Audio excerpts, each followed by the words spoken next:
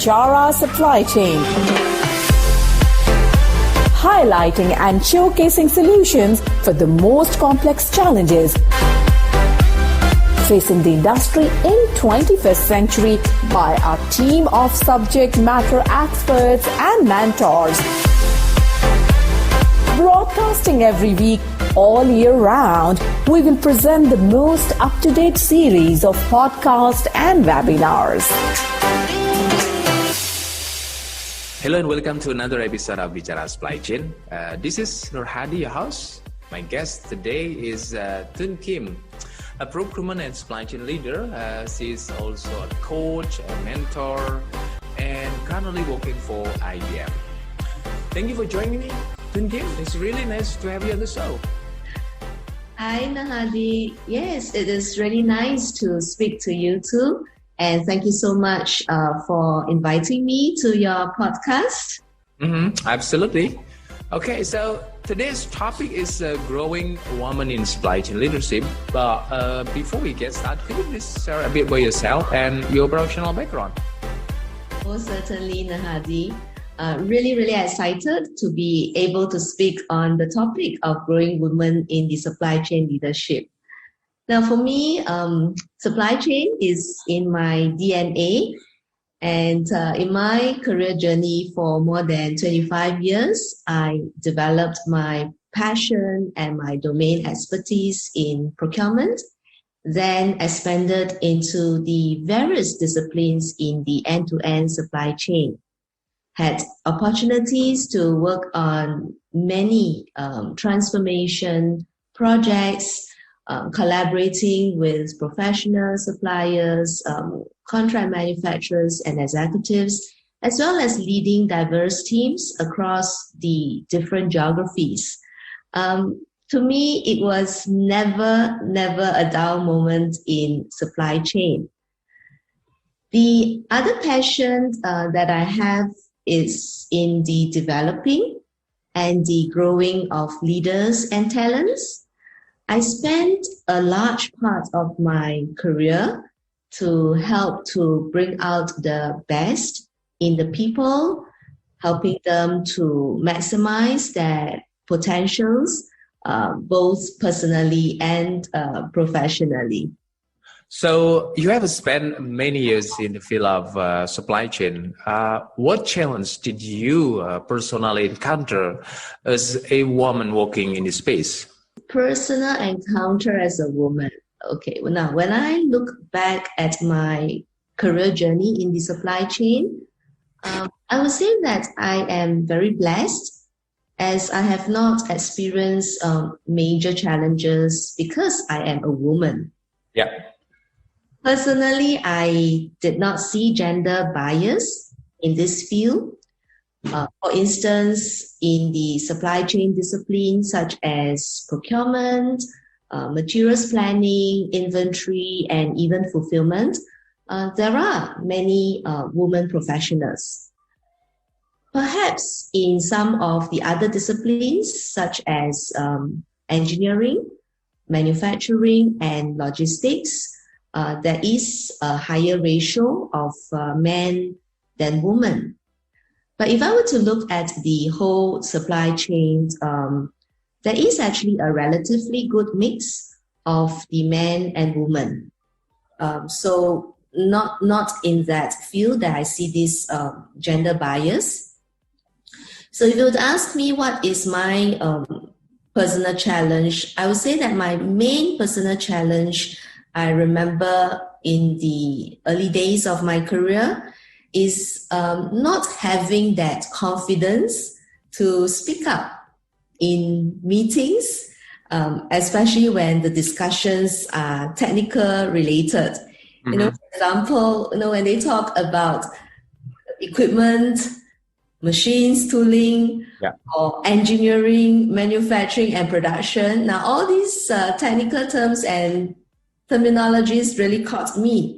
So in those meetings, I dare not ask questions, even though I'm not so clear, dare not make comments, as I am afraid that these questions are stupid or irrelevant. pretty afraid that my peers, suppliers, or people will laugh at me. So I was kind of quiet and not giving suggestions because I did not think that I have enough technical knowledge to do that. That is actually my main personal challenge. But subsequently, I realized that this is my own limiting belief. Okay, so how do you see the current trends of women's leadership, particularly in the APEC region, Tun Kim?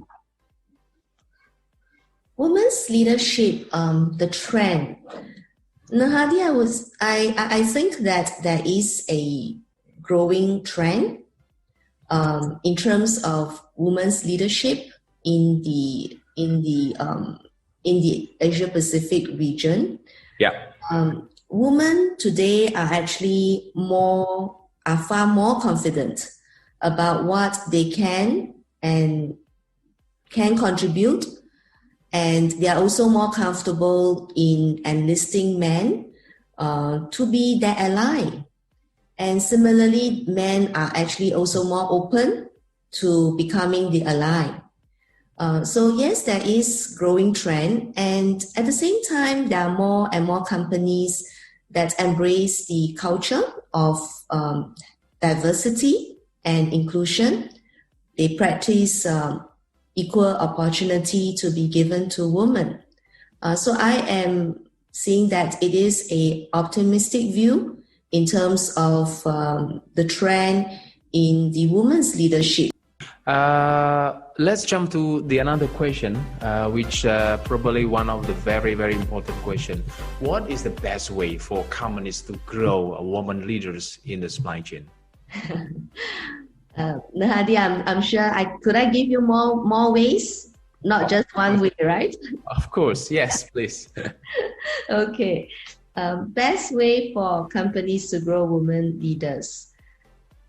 I want to focus not just in the supply chain, but generally how companies can grow women. And certainly this applies to supply chain as well. Now, in the earlier question, we talked on the diversity and inclusion. So one of the best way is that for companies to foster their commitment to diversity and inclusion in the organization. Diversity would mean that for them to appreciate and respect the different characteristics and qualities of the man and the woman, because they bring in the different qualities and characteristics, and also to make the environment comfortable for women to bring their whole self to work. Yeah. For example, there are some women that actually feels very worried or guilty when they need to take time off to look after their children or even their aging parents. So if the company could, foster that kind of environment where the women do not need to feel guilty or worried, I think that would be great for the woman. The second way is in terms of supporting the advancement of women in their leadership through development programs that are designed especially for women.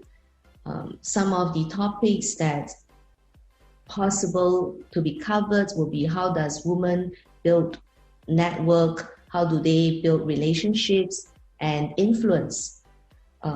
So having these kind of development programs that are specially designed for them.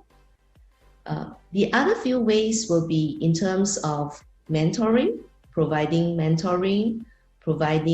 coaching, as well as even establishing shadowing program where maybe more junior women leaders can shadow a more senior leaders, be it men or be it women. So the shadowing program will be good. And lastly, the way that I think will continue to build continuity will be to have a community where the women talents, the women leaders can come together and for them to share and exchange knowledges as well as the experiences and the insight. Because having the community will help the women to continue to encourage and to inspire one another. So these are all the various ways, Nahadi, which I think that the companies can take to grow women leaders, whether it's it in supply chain or generally. Yeah, interesting. Okay, so could you also share with us some success story about how you train, how you develop leadership skill within your organization? Well, I had very many memorable moments. So to name a few success stories, that was probably about maybe 4 years ago. Together with a team of talents, we developed a holistic development leadership program, which we call that the #IWILL in IBM. That focuses on developing the soft skills of the leaders and the aspiring top talents. We design the program content that are customized to the development needs of the organization. Now, the program was very well received and appreciated. Many of those graduates from this program progressed in their career. It can be progress horizontally or vertically, and some even take on leadership roles. So this is one of the success stories. The other one was, for me, I support to co-facilitate managers workshop to share my personal stories and my experiences. So through this managers workshop, I was able to help managers to learn how to create signature experiences for their teams. So attending workshop and attending training programs like that are just one of that. And you know that developing leadership skills is a journey. So providing one-on-one coaching, mentoring, shadowing programs are also some of the other ways that I have helped to train and develop the leadership within the organization. Awesome. All right. I actually still have a couple questions, Tun Kim, but I think we are running out of time. However, before we close today's conversation, do you have any other key takeaway that you would like to share with our listener? Most certainly, Nahadi.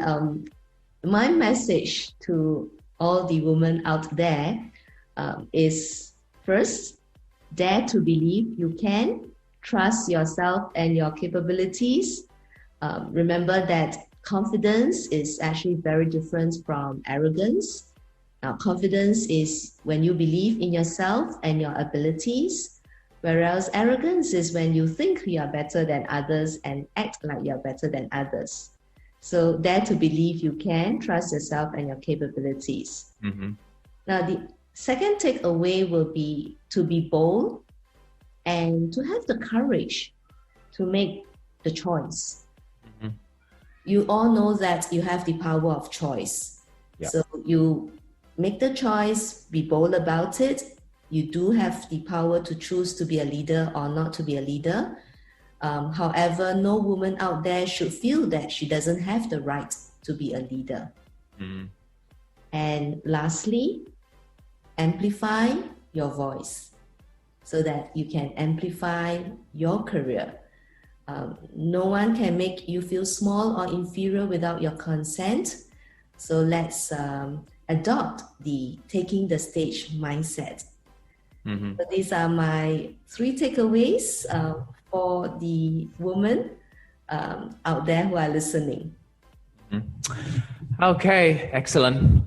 All right. So once again, thank you so much for joining us today at Bicara Supply Chain, Tun Kim. And anyway, if our listener would like to get in touch with you directly, what is the best way?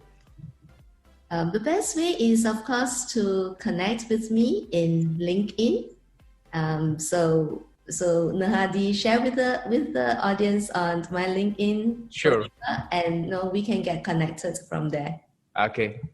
Okay, so thank you so much. Take care and bye for now.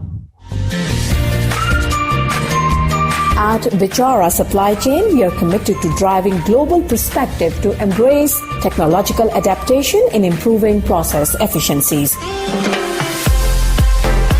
Don't forget to subscribe, like, and share Bicara Supply Chain.